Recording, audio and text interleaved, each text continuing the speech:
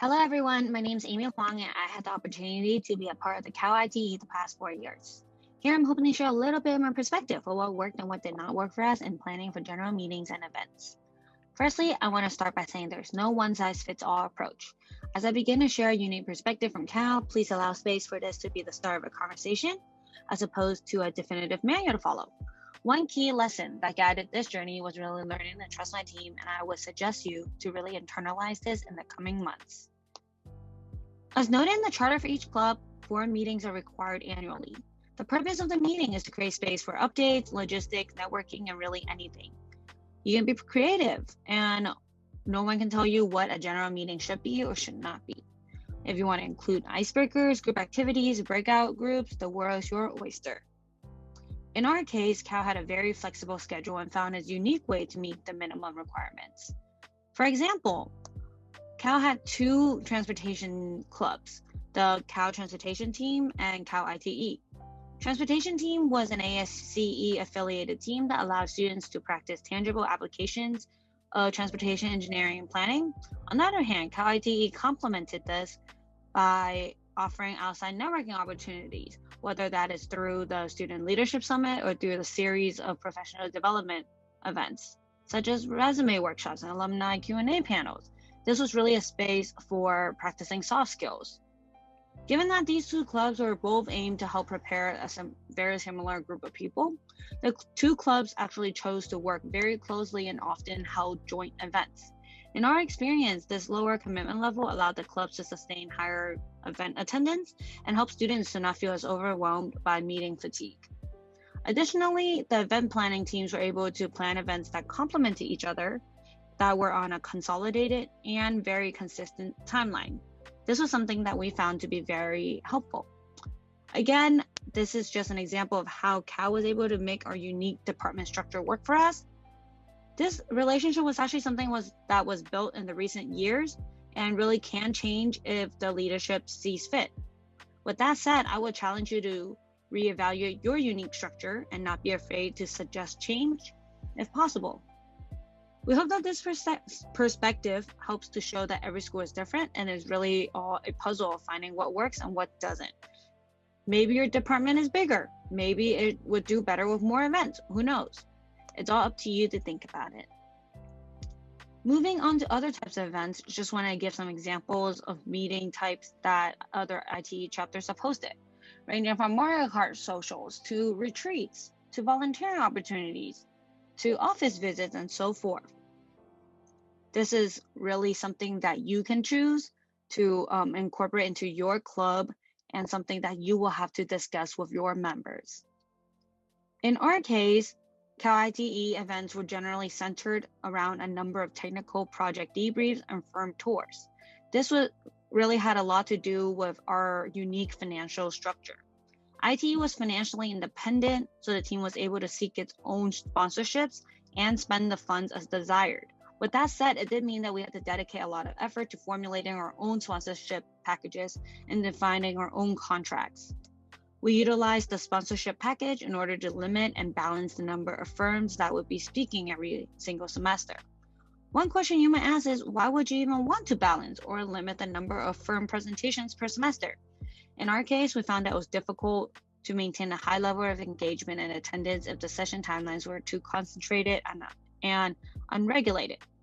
In cases like that, if the attendance was low, then the quality of the meeting is seen to be lower from the perspective of the company. Although companies often engage in student development to help grow the profession, it is also very important to remember that these companies are still a business and they want to see a return on their time and monetary investments. This actually helps to ensure that future collaboration will be smooth sailing.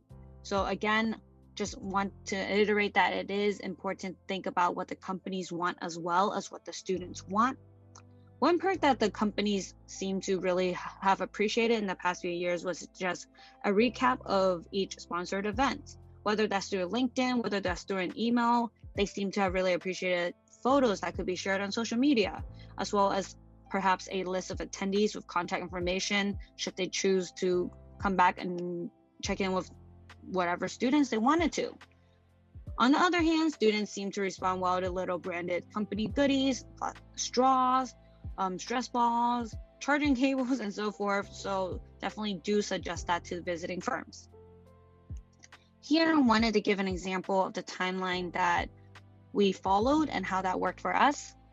In the summer, we wanted to make sure that we were emailing and reaching out to all past contacts and potential future contacts if possible.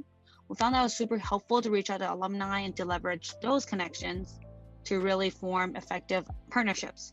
Another avenue that we used was recruiters at companies. Those were people that we were able to find on LinkedIn and so forth. At the beginning of the school year, we aim to have a timeline in order to discuss it with the students and really to generate enthusiasm so members are aware of the future plans and have something to look forward to. Sometimes it is really difficult to plan ahead when so many things are in the air, but try your best. Remember that it's okay to say no to firms, as we often have to do, in order to not overcrowd the schedule. Additionally, it's really okay to limit the site visits and info sessions to just a couple a year to maintain higher level of engagement and quality, as we mentioned previously. Also, it might be helpful to plan events on different weekdays. This was something that we had learned to do since class blocks might vary between Tuesday, Wednesday, or Wednesday, Thursday, Monday, Wednesday, sorry. Having the variation between the different days allowed for us to capture a larger demographic of students.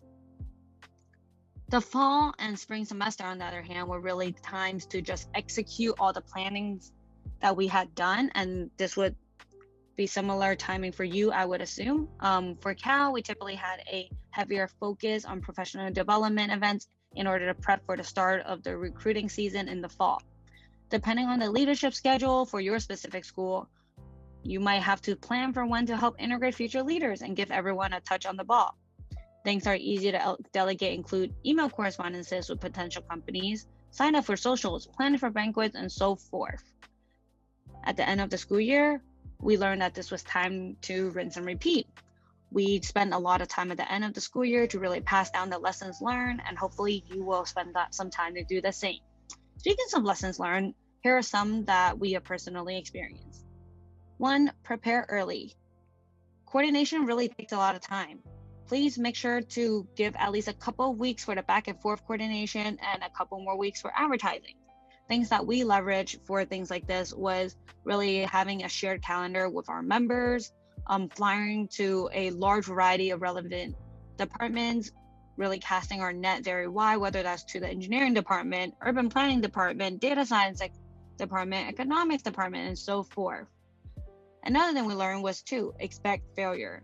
Planning and coordinating events is no easy feat.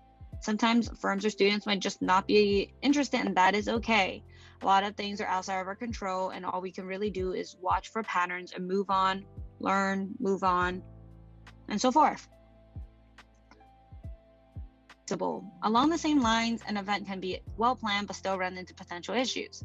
Learning to accept that alternatives are okay and that things do not always need to be 100% perfect is an essential framework to prevent excessive stress and pressure. Things will be hard, so make it easier on yourself. Additionally, leading to the final point, be positive. Remember the big picture, and setting the baseline that this will always be a learning experience is crucial to really reduce finger pointing within the club and maintaining a healthy, productive environment. Most importantly, have fun and build a community. Remember to step up and step down to create space for everyone, acknowledge differences, but also always be thinking about ways to improve. And again, every day is a new day. Balancing your different responsibilities will be difficult, but you got this. Thank you.